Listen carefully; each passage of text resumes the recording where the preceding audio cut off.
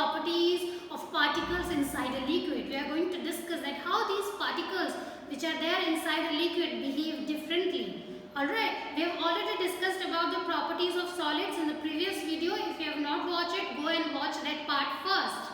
Now, well children, if we talk about liquids, I have collected few liquids in front of this desk out here. You can see here, this is a juice, a plain water, a tea. You can also collect oil, milk, everything is liquid. Alright, so what I am going to do is, I have this 20 ml of water in this glass tumbler and I will pour this water into this small jar.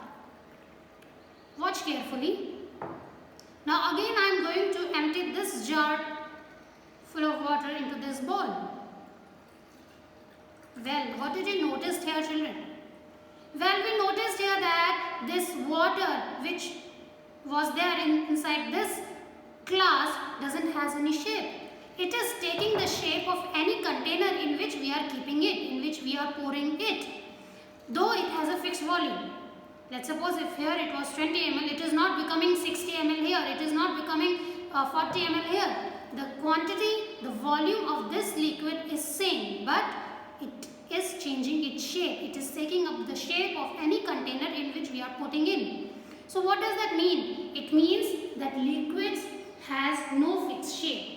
Liquid has no fixed shape, but they have a fixed volume.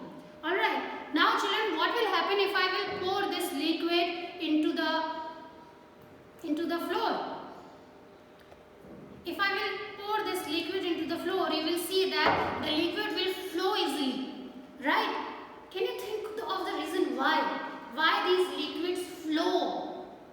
Why these liquids flow? Because solids cannot flow. Yes, we studied that in our previous classes. Well children, these liquids flow because the particles which are inside liquids, they are loosely packed. Alright, suppose these are the particles of a liquid. Particles of a liquid inside liquids, they are packed like this. They are packed like this. So that is the reason they can flow. Also the force of attraction between the liquid particles is comparatively less. So that is the reason nobody is going to pull them together. So they have a less force of attraction. They are loosely packed. So that is the reason they flow. So liquids are not rigid. Whereas solids were rigid. As we already studied that solids are rigid. Whereas liquids can flow. Liquids are not rigid. Alright. So that is the reason why liquids are called as fluids. Right? Because liquids can flow easily. So that's the reason they are called as fluids. And why they can flow? We already said because they are loosely packed. The structure of liquid looks somewhat like that, which you will see in the next slide. In the next slide, you are going to see the structure of liquid particles. It is somewhat like that. As you can see here, that was the solid particles. They were more closely packed with each other. Whereas if we talk about the liquid particles, they have spaces in between them. Right? If you can recall, children, we did an experiment in which we tried to dissolve the salt. Right? So how and why that salt was able to dissolve into the liquid? Because they have spaces in between them. They were not closely packed. Alright, so they also have less force of attraction because they are loosely packed, so force of attraction is less. Alright, now children, we all know that the oxygen is very important for all of us. Right? We all need for our survival. Similarly, the living organisms which are living under the water, they also are able to survive because of the dissolved oxygen into the water. Right? So it means that we know that liquids can dissolve solids.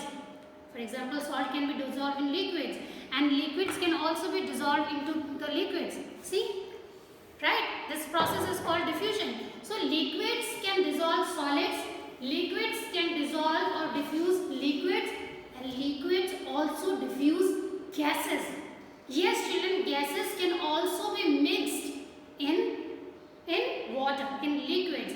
The very example which I gave you just a few seconds ago, that the liquid oxygen, the oxygen which is dissolved into the water is taken in by the aquatic animals. So this shows that liquid can diffuse solid, liquid can diffuse liquids, and liquid can also diffuse gases. But the rate of diffusion in liquids is pretty slow than the gases that we are going to discuss properties of liquids, that liquids are the liquids are flowy in nature. They have less force of attraction comparatively with the solids. They are loosely packed as compared to the solids, alright, and they also show diffusion.